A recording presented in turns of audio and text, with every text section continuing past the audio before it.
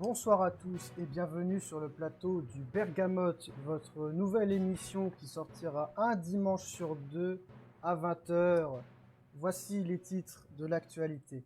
Un nouvel événement a fait son apparition sur le serveur. Il s'agit de l'événement Invasion. Des nouvelles règles ont été mises en place sur les murailles et les trappes.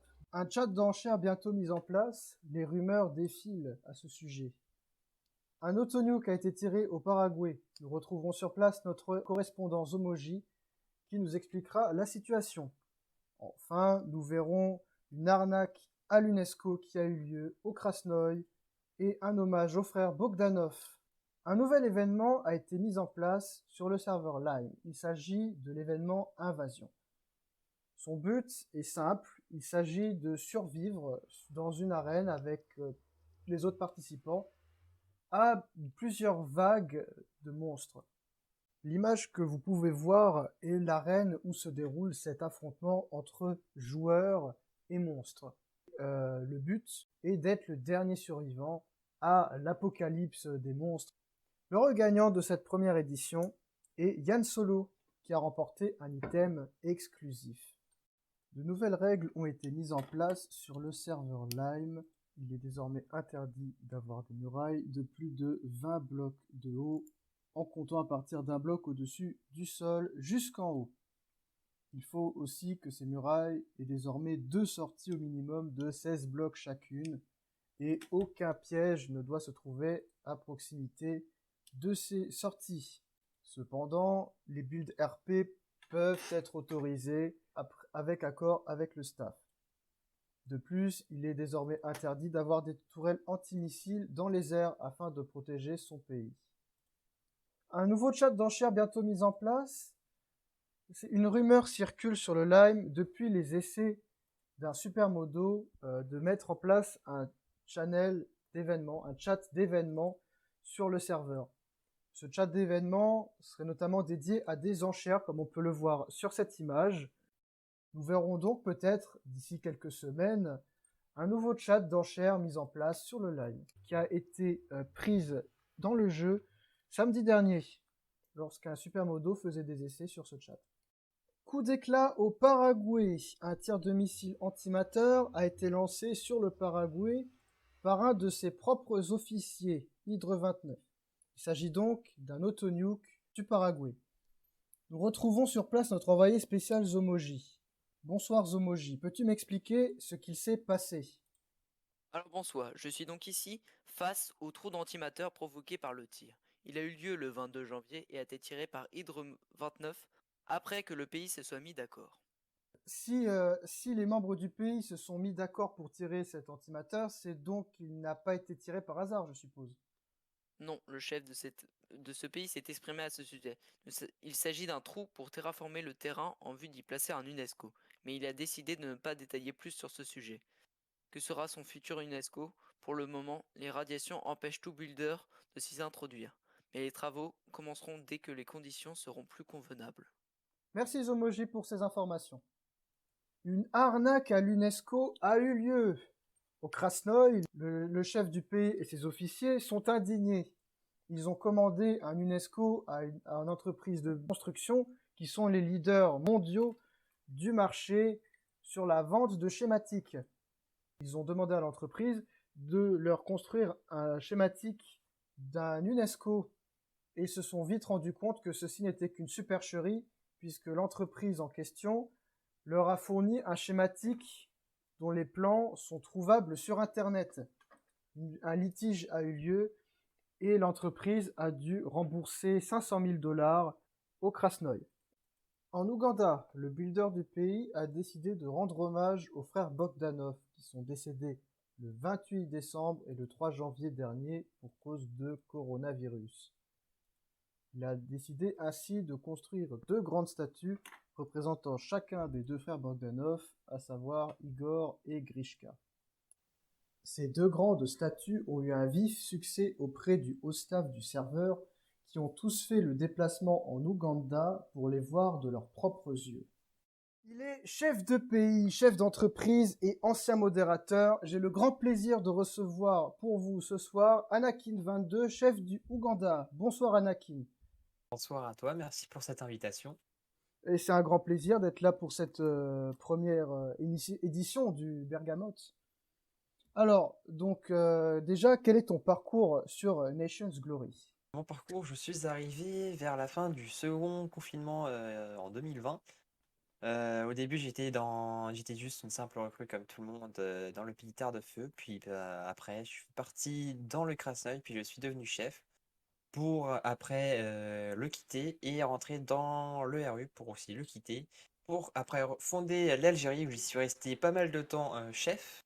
Et on est devenu très gros, on était en train de commencer à construire un UNESCO, mais j'ai décidé de le quitter pour après aller en Chine, faire commencer mon trading et et me lancer dans quelques autres entreprises. Et après, je l'ai quitté pour aller au Ouganda. Voilà mon petit D'accord, parcours. donc ça, c'est ton parcours. T'étais donc dans le Royaume-Uni de Fuse 3, du coup, Oui. pour pouvoir quitter le pays. Parce que c'était un peu trop, c'était du travail un peu trop, comment dire, du farming intensif et qui Les était pas conditions de travail vraiment. étaient pas optimales, quoi, peut-être. Non, on devait travailler et on n'avait pas de paye, ou alors quand on devait avoir une rémunération, elle était tellement faible que c'était beaucoup plus intéressant de farmer tout D'accord, pour ok, toi-même. je vois. Tu étais modérateur, donc. euh, Pourquoi ne plus être modérateur aujourd'hui? Pourquoi avoir arrêté ce rôle? Et même pourquoi avoir choisi de devenir modérateur au début, en fait? Au début, Quel est ton j'avais parcours en choisi tant que modé? au début, j'ai choisi de devenir modérateur parce que je voulais avoir un peu plus d'expérience dans le jeu et puis ça devenait un peu trop répétitif pour moi. Et donc j'ai finalement décidé de rentrer dans le staff. Au début, je voulais faire une candidature pour le poste de guide, mais je me suis laissé convaincre par les autres que c'était plus intéressant pour moi d'être modérateur directement, où j'y suis resté pas mal de temps, du mois d'avril, il me semble, jusqu'à fin septembre, début novembre. Et je l'ai finalement quitté parce que parce que les études m'imposaient une charge de travail trop importante et le rôle de modérateur nous prend beaucoup trop de temps dans l'emploi du temps. D'accord, ok. Donc tu es chef de pays dans l'Ouganda. C'est quoi, à ton avis, être un bon chef de pays? C'est une question peut-être un peu difficile, mais j'aimerais savoir ce que tu penses être un bon chef de pays. Moi, un bon chef de pays, c'est un chef qui organise du RP ou qui essaye de ou qui essaye de le dynamiser son pays. Ouais, Et qui essaye peut-être aussi de faire un système de salaire. Donc, les personnes qui travaillent dans le pays sont récompensées par le pays, enfin par le chef ou les officiers du pays. Pour moi, ça, c'est quelqu'un c'est quelqu'un qui est un bon chef. C'est ce qu'on avait fait en Algérie, mais malheureusement, on n'a pas pu le refaire en Ouganda parce que malheureusement, les études me prennent beaucoup trop de temps, donc j'ai pas la même capacité de pouvoir me connecter en plein milieu de la semaine, donner du travail et gérer tout le recrutement aussi. ouais, j'imagine. Surtout qu'à l'époque, il y avait beaucoup de monde qui jouait à ANG. Je suppose que c'est aussi pour cette raison que gérer un pays comme l'Algérie, qui est énorme, c'est plus trop possible aujourd'hui, j'imagine. Oui, surtout qu'il y avait beaucoup moins de monde qui sont arrivés. C'est aussi pour ça que je suis parti. Qui est arrivé quand Fuse est parti, qui fait qu'on a eu plusieurs vagues de personnes qui ont quitté l'Algérie, mais ça c'est parce qu'ils étaient trop inactifs et on n'arrivait pas à compenser avec les recrutements des simples joueurs qui rejoignaient le serveur et on a perdu tout notre power en un mois. Donc D'accord. on a dû prendre la décision de revendre le pays parce qu'on ne pouvait pas garder un pays en soft power ou ayant plus la capacité d'avoir son full claim qu'on a tenu pendant pas mal de temps. Ouais, d'accord. Est-ce que vous aviez eu des projets, par exemple, dans l'Algérie ou maintenant dans l'Ouganda? Est-ce qu'il y a des projets qui te tiennent à cœur? Créer un UNESCO, ça serait bien de pouvoir en faire un. Bon, au Ouganda, ça risque d'être plus compliqué vu qu'il y a beaucoup moins de place, mais en Algérie, on avait déjà commencé à faire les plans. Enfin, j'avais commencé à faire les plans de l'UNESCO. Donc, ils n'ont pas pu aboutir parce que le pays était devenu, enfin, on commençait à perdre du power et devenait moins actif au moment où les plans étaient en train de se concrétiser. D'accord, ok. Est-ce que tu possèdes des entreprises?